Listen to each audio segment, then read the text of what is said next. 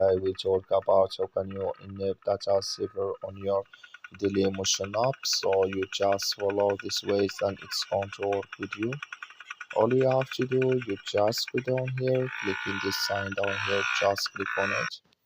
Then it's going to take you to your profile. It's going to show for you like this. Then all you have to do next, you just go above this sign, click on it.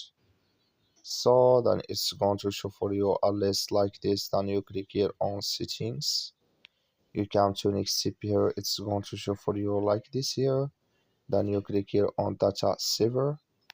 You come to data saver here, click in this sign.